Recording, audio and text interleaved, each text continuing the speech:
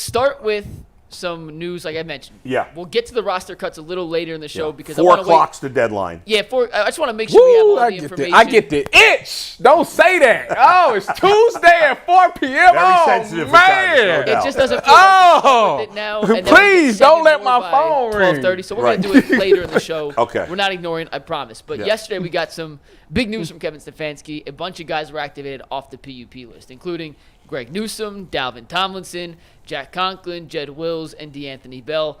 4 of those 5 are expected to start practicing today. Jedrick Wills is the one who is not expected to be back at practice yet, but he was activated off the PUP list, meaning they will be part of the Browns' 53-man roster, which gets announced at 4 o'clock today. Before then, the waiver claims and other changes can happen, but the initial 53-man roster. The question I wanted to ask you guys is, just because these guys have been activated off the PUP list, should we expect them to be fully healthy and ready to rock in week 1, or is activating them off the PUP list before cut-down day just a procedural move? Bull, what say you? No, I think if they're practicing today, then I expect them to play. The game's in 12 days. And obviously, if the injury had any chance of keeping them out for multiple games, they would have just left them on the PUP list because it's only 4 games. Yep. So, yeah, is it possible that some of those guys might miss the first game or even 2? I guess it's possible. Any more than that, then they were stupid to take them off the PUP list. So I'm assuming at most those guys will miss 2 games. Jedrick Wills, I'm going to say I don't think he's going to play, or at least I think he's least likely because he's the only one of the 5 not practicing. But I anticipate that the other 4, Conklin, Newsome, Tomlinson, and and Bell, are all going to play because they're all going to practice. I think the most interesting thing about that is that I'm expecting, if Jack Conklin does play, that he's going to start at left tackle. Yeah. Right? Yeah. I mean, that don't really. I know he hasn't played it in a long time, but when he's been doing his rehab, he's been working both sides, right? So that would essentially tell you. Now, when you do rehab, you're supposed to work both sides anyways, but if he's taking kick slides, I think he's very serious about those. I think that's the one thing that he has going for himself, that he has had experience. Now, I know it's been since, what was he at, Michigan State? I think that's what he played. We're talking a decade. But maybe it's still there. You got to, listen, y'all old at softball, but y'all still got it. So I'm just saying, same thing could be for Jack Conklin. I think if he plays left tackle like we played softball, call 911. It's not like they're going to put him on an island, Jason. David Njoku and them will be right there chipping. But I think he can handle it. I think he's a professional, and I think that having Joe Bitonio next to you also helps in a big way. And I think that, wouldn't that be the person that y'all most confident in? Like 100%. Outside of Hudson and Fetty, like y'all be I'd rather see Jack out there. Yeah. No offense to Fetty, though. You're still my boy. The evolution of the Jack Conklin contract. That's funny, right? It's kind of funny, right? Because, we thought he was going to retire. It's over. And they give him the extension. We're like, what? And then he gets hurt. Like, oh, what a terrible contract. I can't believe that. Now it's like, well, thank God they got Jack Conklin. Thank God Jack Conklin's there to play left tackle. That's true. So it's just funny how the life of the NFL and the way one day it looks like a terrible contract, and the next day you're like, whoo, I think we got that guy. Until about a week ago, it was still a bad contract. Really, until today. In a week, it might be again. Yeah, it might be a bad contract again. But today it's like, well, okay, he's the best option at left tackle. So are you expecting those guys, except for maybe Jed, to play this week? Yeah, certainly. And I think we said that before the last preseason game. Like, hey, if all these guys come off and they practice, then okay, it's a non-story. Yeah. The Jed thing is a little bit concerning. I said I want him practicing by this week, or else what's going on? There's no way arthroscopic surgery should take 8 months. There's no way. Something happened. But and the whole we got plenty of time to talk Wills. But the Wills thing is just fascinating to me because. Although they must be, sorry to cut you off, Jason, but they must be expecting him, even if he's not going to play week 1, to play soon, or they would have left him on the PUP list. I mean, I disagree with you. You say if he doesn't play the first 2, then they should have left him on. Every game is gold in the NFL. If you miss 3 and you can come back for 4, take him off PUP and get him back for 4. Fair enough. So, I mean, that tells me he's going to be back before week 5. Right. And that's what we know for sure. Yeah. Is he's going to be back before week 5. Right. And then we'll see when he could be on the practice field next week. And it still is a week enough time to get ready. Theoretically, yes, it should be. I feel like if they off the PUP list and they making the 53, they got 2 weeks. They're practicing this week. They're practicing next week. If they're not ready that next week for first game, they will 1,000% be ready for the next one because for week 2. For week 2 because people keep forgetting the fact that you got to get yourself back in football shape. Yeah. That's the biggest part. Like, you'll be fine to go out there and still do things for a couple plays, but you'll be sucking wind pretty quick. Yep. So to get them back in football shape, letting them play football, let them see how they're going to develop a plan, because if the injury is still bothering them a little bit, like say they 90%, they still need to know how to play with that in game. Sure. So you give them this week and next week in practice to figure that out so they can develop a game plan. I do think the G New thing is the most interesting one. I know a lot of people is on the trade G New thing and all of that stuff. I watch that hide fade come every single, inside fade from the receiver. That's called a hide fade, or you could call it a China fade. Whatever defense coordinator call it, that's what we call it, China fade. Outside guy runs the hitch, inside guy runs the fade. They ran that every game, first, maybe not the first, but maybe the second series, and they completed every single one. It didn't matter if it was Hickman. It didn't matter if it was Cam. Everybody got it. So, G-New, I just want you to know, I know you watch tape. Dallas is putting CeeDee Lamb in the slot, and they running the China fade. I'm just going to tell you that right now because it was money. So make sure when they run that fade, you ready to defend it. Please get it off tape. Get it off tape. Because if it stay on tape, you're going to see it again the next week, and the next week until somebody make a play on it. 3 straight weeks in a row, and they got it. I couldn't believe it. And Tyvis, I just want to confirm for anyone out there who's listening to you talk about that. That was the same play the Packers scored the touchdown on. Yes. On their first drive, correct? Yes. And then we saw it again, Minnesota. Yep. Seattle did it. Jackson Smith and Jigba, sure did. I believe, was the one who caught that pass. Those are the plays you're referring to on that China fade or slot fade, whatever you want to call it, so people can go back and put a visual to what Tyvis is talking about. Go look at the touchdown pass Jordan Love threw on the, I believe it was 3rd down on his only drive. Yep. And it was Jackson Smith and Jigba who caught the pass on that exact same route concept against the Browns defense in Geno Smith's lone drive on Saturday. One of the interesting things here when it comes to the offensive line, let's say that Conklin plays this week, but Jed does not. And let's say that both Conklin at left tackle and DeJuan Jones at right tackle play very well. Mm-hmm. And then week 2, Jed's ready to play. Is he starting? Because I wouldn't start him if those guys both play well in week 1. What say you guys? Jack's under contract past this season. Yes. But I don't think it's any is it still guaranteed next year? I don't know about the guaranteed money, but he is under contract. But they could keep him. If he was healthy this year and had a bounce back season. With that being said, you 100% play Jedrick Wills.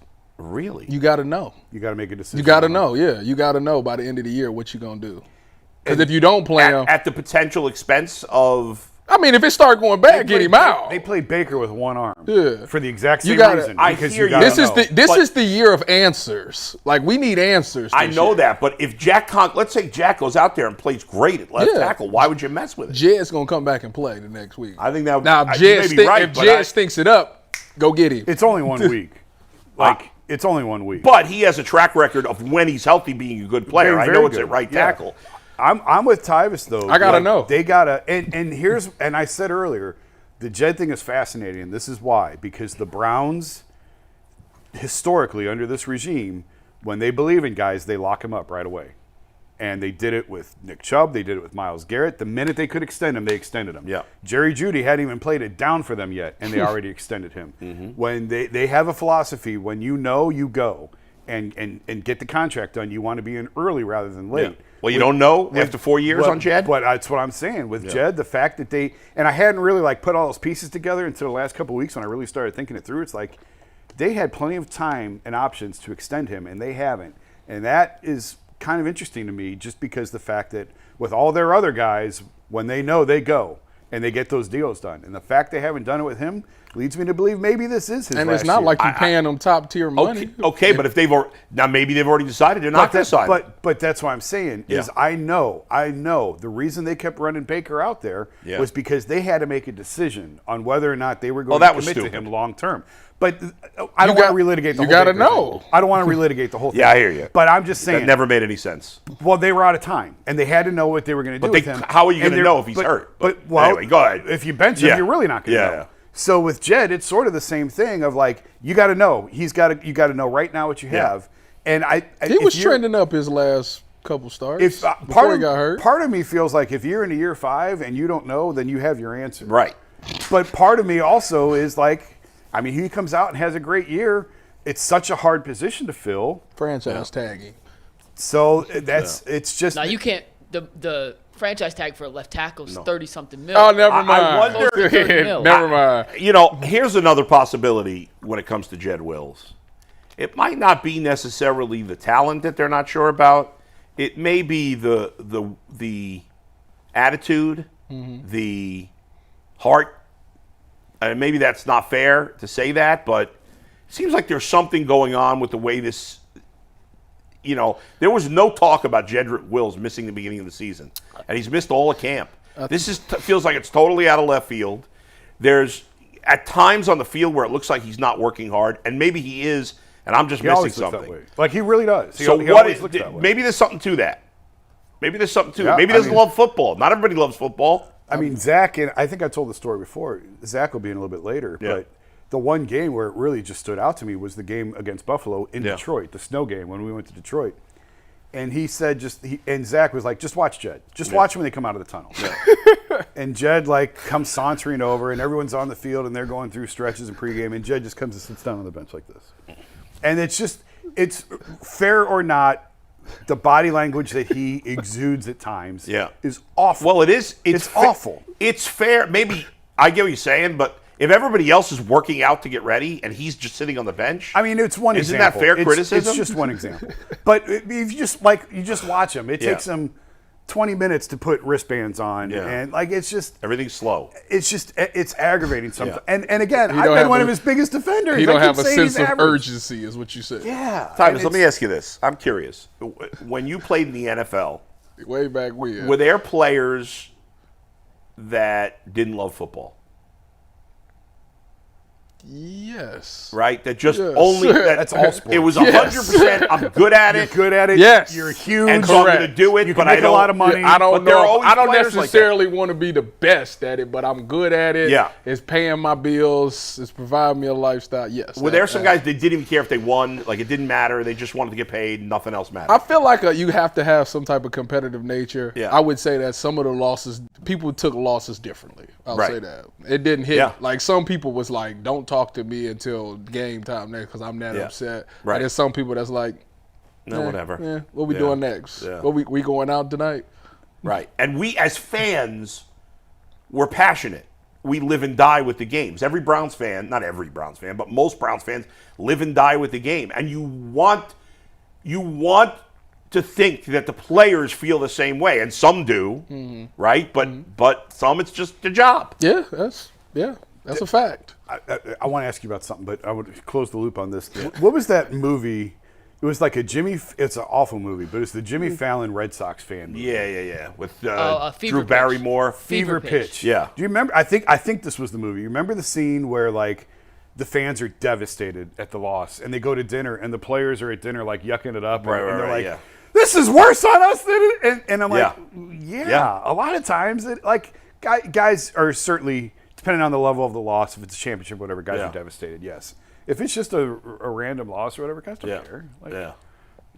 Come back the next day and do it again. I mean, in the NFL, guys probably care more because one game means more. Yes. And I've been in the locker room. I've been in Browns locker rooms after losses, and guys are pissed. Yeah, right. Very angry. But even if it's a big game, there's going to be some guys who just don't care. Yeah. It's just the way it is. Yeah. Go ahead, But Mike. well, hang on. Oh, sorry. Go ahead. I did want to. One thing that you said, and you're 100% right. You can be in shape and you can be in game shape. It's two completely different things. Yes, it is. And I remember, go back and watch the Hard Knocks with the Browns and Todd Haley. They had signed a player, and Todd's like, "Was he in shape? Is he is he ready to go?" But when you talk about linemen like that, there's a difference, I would imagine, between safeties and tackles. Yes. So the tackles probably to be in way more shape than the safety. That's what I was going to ask, because I don't know. That dog fight down there, that takes so much wind, it's ridiculous. So even though they're not safety, running 30 yards, I could jog to the play. I might not even have no action. In them trenches, you getting hit, you got a hole, you fighting, it's a dog. The shape of alignment is much better than the safety. How long do you need from the time you're in shape to the time you're ready to play a game? Man. From the time you're cleared and back in practice. So for a safety for me, it would take me to be in game shape 2 weeks. Really? About 2 weeks. Wow. So Jed Wills needs to start practicing yesterday. Yeah. Or Sunday to be ready for week 1. It'd take me about 2 weeks. Two weeks. I've seen people do it in 1, but about 2 weeks. With Jed, we better give him 2. Yeah. Maybe 3. All right, Mike.